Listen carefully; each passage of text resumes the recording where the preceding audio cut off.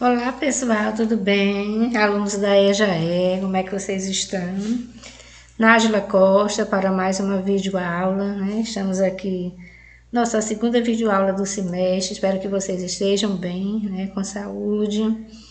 E nós vamos trabalhar os conteúdos de gramática, vamos iniciar a parte do verbo, por isso aí verbo 1, né? Que o verbo tem várias classificações e nós vamos iniciar hoje. Na literatura vamos trabalhar o realismo, né, o seu contexto de produção, o que foi o realismo, quando é que aconteceu, com essa escola literária. E na redação vamos ver a estrutura da notícia, né? Como é que se faz uma notícia, onde é que ela é vinculada. Vamos iniciar pela gramática e o verbo, né? Então, o que é o verbo, né? Assim, popularmente a gente aprende que é toda a palavra que é indicação, estado ou fenômeno da natureza. E aquela palavra que você pode flexionar, né? Então, há essa palavra que tem essa flexão, né, de 4 maneiras, que aí pessoa, número, tempo e modo, dá-se o nome de verbo, né? Eu gosto de estudar. Eu gosto de quê, né? Eu gosto, aí é o verbo, indica uma ação, o que é que ele gosta de estudar. E é a classe mais rica em variações de forma ou acidentes gramaticais. Né? Através de um morfema chamado desinência modo temporal, que nós vamos estudar, são marcados o tempo e o modo do verbo. Né? E esse tempo é o tempo presente, o tempo passado ou o tempo futuro. Né? Aí tem o pretérito perfeito, o pretérito imperfeito, futuro do presente, futuro do pretérito, que nós vamos estudar nas próximas aulas. Então, o modo verbal, pessoal, ele caracteriza as várias maneiras de como podemos utilizar o verbo, dependendo da significação que pretendemos dar a ele.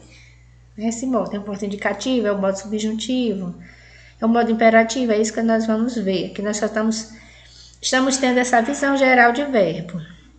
Então, rigorosamente, são 3 os modos, né? Como eu já tinha falado, o indicativo, o subjuntivo e o modo imperativo. Porém, alguns gramáticos incluem também, como modos verbais, o particípio e o gerúndio, né? E o infinito, o infinitivo. Né? Alguns autores, no entanto, denominam como formas nominais do verbo. E aí nós vamos estudar detalhadamente sobre cada forma, né? Essas formas nominais no infinitivo, eles têm característica de um substantivo, né? O verbo no modo infinitivo tem característica de um substantivo, podendo assumir a função de sujeito ou de complemento de um outro verbo, e até mesmo ser precedido por um artigo. Então, o verbo no infinitivo, quando ele termina em AR, R e R, cantar, pular, dançar, gritar, verbos da primeira conjugação. Vender, escrever, terminada em ER, verbos da segunda conjugação. E da terceira conjugação, terminado em IR, né? Partir, sumir. Então, quando terminar em AR, ER e IR, são chamadas formas nominais no infinitivo. E no gerúndio, assemelha-se mais a um advérbio, né? Já que exprime condições de tempo, de modo, condição e lugar. São exemplos: cantando, vendendo, partindo, gritando, pulando, dançando e assim por diante. Então, o gerúndio, o verbo sempre vai ter a terminação NDO. Lembram só reforçando: infinitivo, AR, ER e R. Gerúndio, NDO, vendendo, cantando, partindo, gritando, pulando e assim sucessivamente. E o particípio, pessoal, possui valor e forma de adjetivo. O gerúndio, só voltando, o verbo no infinitivo, né, tem característica de um substantivo. O verbo no gerúndio assemelha-se a um advérbio e o verbo no particípio tem a forma de um adjetivo. Então, apresenta ainda concordância em gênero e número. E aí termina em ado, ido, né? Cantado, partido, vendido, tá certo? Gritado, pulado e assim por diante. Nós temos também os modos verbais, que a gente falou lá no início da aula. O modo indicativo, o modo subjuntivo e o modo imperativo. Vamos ver o que é o modo indicativo. Ele expressa uma ação que provavelmente acontecerá, uma certeza. trabalhando com reais possibilidades de concretização da ação verbal, ou com a certeza comprovada da realização daquela ação. Então, o modo indicativo, ele dá certeza dessa ação, que ela irá acontecer. Já no modo subjuntivo, ao contrário do indicativo, né, o modo que expressa a dúvida, a incerteza, trabalhando com remotas possibilidades de concretização da ação verbal. Então, no modo subjuntivo, são possibilidades, são incertezas, diferente do modo indicativo. E o modo imperativo, pessoal, apresenta-se na forma afirmativa, ele afirma, né? Na forma negativa. Com ele nos dirigimos diretamente a alguém, em segunda pessoa, lembrem disso, expressando o que queremos que estas pessoas façam. Pode indicar uma ordem, um pedido, um conselho, etc., dependendo da entonação e do contexto que ele é aplicado. Então, o imperativo dá a ideia de ordem, né? Limpe a casa, abra o carro. Então, lembrem dessas definições, ok? Nas aulas seguintes de verbo, nós vamos dar continuidade, né? As aulas não são ser fragmentadas, é um assunto grande, é um assunto complexo, e a gente precisa entender direitinho, por isso essa divisão. Vamos para a nossa literatura, né? Nós já estudamos algumas escolas literárias, antes do realismo veio o romantismo, né? E hoje vamos trabalhar o realismo, pessoal. O realismo, né? A pintura, o ateliê do pintor que pertence ao realismo foi um movimento artístico e literário que se iniciou na França e se difundiu por toda a Europa e outros continentes na segunda metade do século XIX, tá certo? Então, quem era o público-alvo do realismo? Né? O leitor era formado pelas camadas médias e altas da sociedade. Então, quem gostava desse tipo de leitura, desse tipo de romance realista, eram as camadas médias e altas da sociedade. E se encontrava nas capitais e nas cidades mais desenvolvidas no país, certo? Então, que definição nós teríamos para o realismo?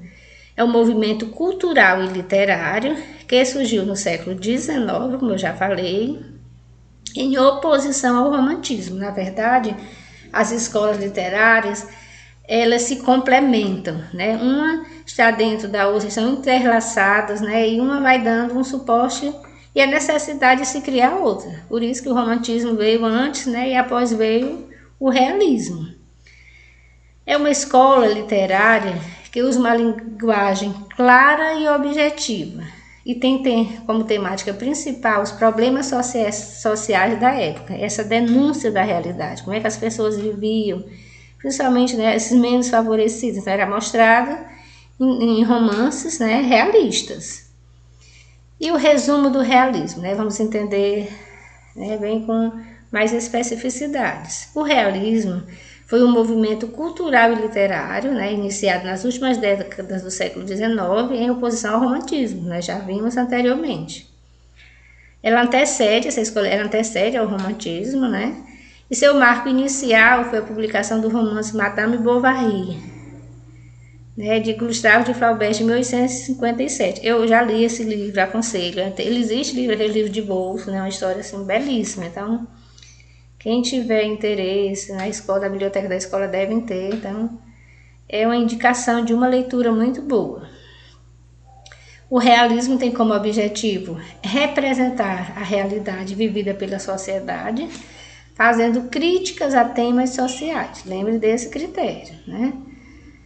A linguagem usada é uma linguagem direta e objetiva, ao contrário do subjetivismo encontrado no romantismo. O romantismo é mais subjetivo, fica mais nas entrelinhas. O realismo não, o próprio nome já diz, é a realidade, é algo fácil de se entender.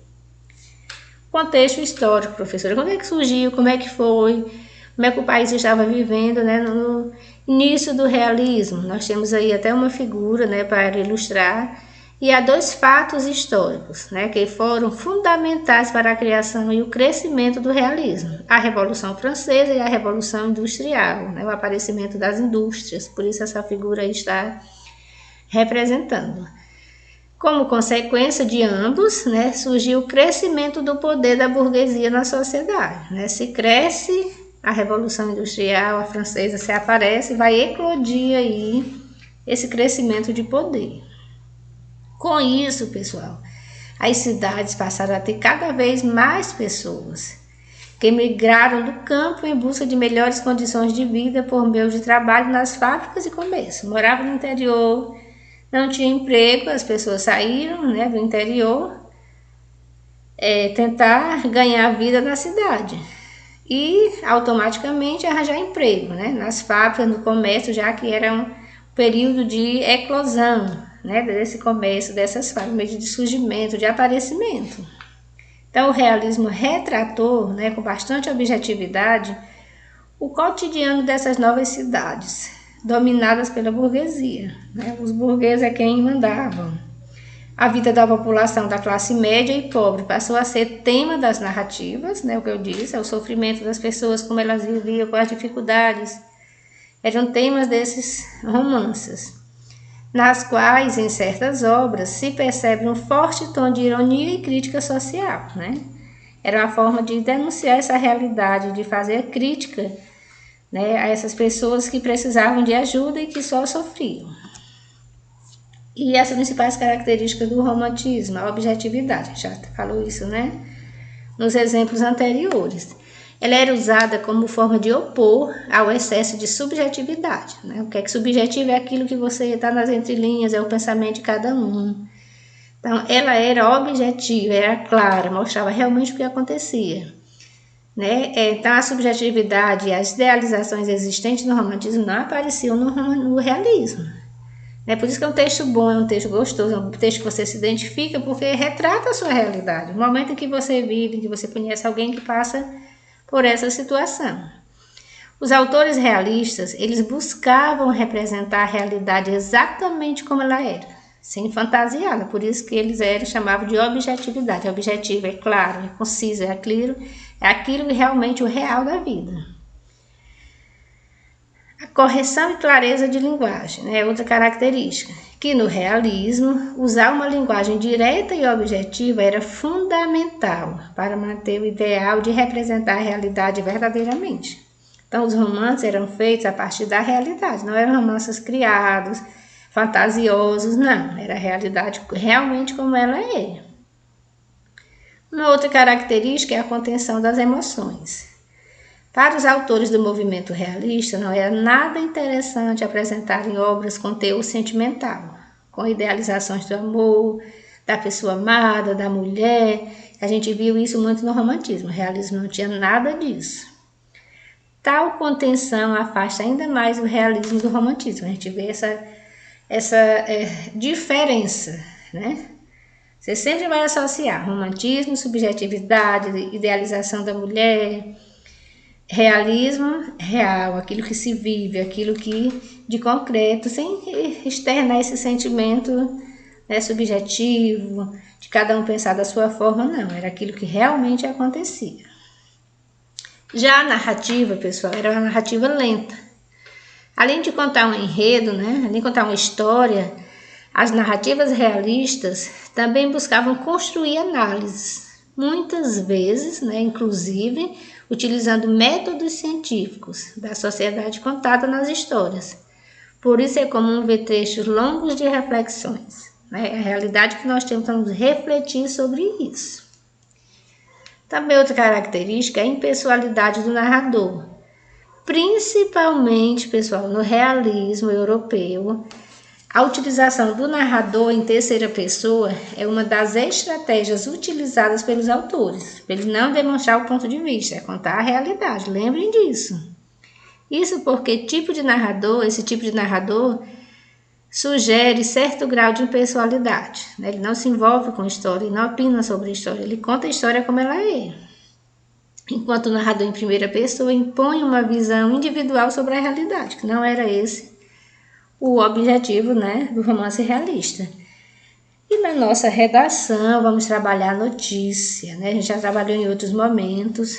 Hoje nós vamos ver que gênero textual é esse, onde é que ele aparece, que é um gênero tão comum também em nossas vidas, né? É um gênero textual jornalístico e não literário, né? A notícia não é literária, ela é jornal, ela é real. O que acontece, não tem a literatura, não tem a fantasia, não tem o subjetivismo também, que está presente em nosso dia a dia, sendo encontrada principalmente nos meios de comunicação, né? Nas redes sociais, nos jornais, nos telejornais, a gente encontra muita notícia. Trata-se, portanto, de um texto informativo, né? Sobre um tema atual ou algum acontecimento real, veiculada pelos principais meios de comunicação, né, que eu já disse, jornais, revistas, meios televisivos, né, o rádio, a internet, dentre outros. Por esse motivo, as notícias possuem teor informativo, né? O objetivo é a informação. E podem ser textos descritivos e narrativos ao mesmo tempo, né? Tanto ele pode descrever essa notícia, o local, como é que aconteceu, né? E narrar essa história. Portanto, tempo e espaço, né?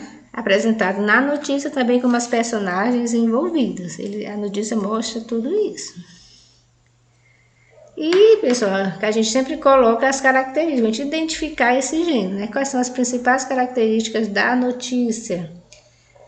Como já foi dito, é um texto de cunho informativo, ele pode ser descritivo ou narrativo, né? É um texto curto, é veiculado nos meios de comunicação, a linguagem formal, clara e objetiva, aquela linguagem direta, texto com título, né? O principal, o título e o auxiliar, textos em terceira pessoa, porque é um texto impessoal, né? O discurso indireto, fatos reais, atuais e cotidianos. Aqui é o resumo que a gente já tinha visto, só para a gente realmente não ter dúvida. E a estrutura da notícia, tem aí até uma foto, né? Toda notícia tem o texto principal e o texto auxiliar, né? E aí, né, a gente identificando aqui, eu botei essa imagem para a gente identificar. Qual é o texto principal, né? Quando ele diz aí, né? Essa parte da letra maior. Meu Deus, o que será de mim? É o texto auxiliar, onde está aquele povo barulhento, né? E nós temos aí o slide, na linguagem jornalística, slide corresponde à introdução da notícia. Esse texto menorzinho, é para você entender a notícia, vai falar de que, o que aconteceu, nele você encontra quem, o que, quando, onde, como e porquê, né? Que você entender a notícia.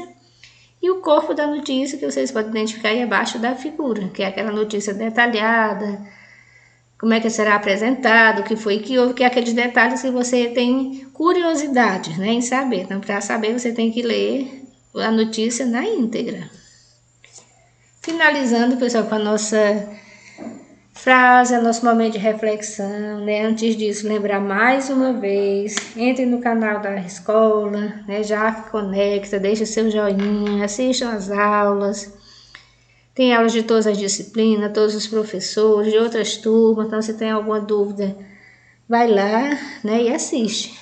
Para encerrar o nosso texto que fala sobre o tempo. O tempo é o melhor professor.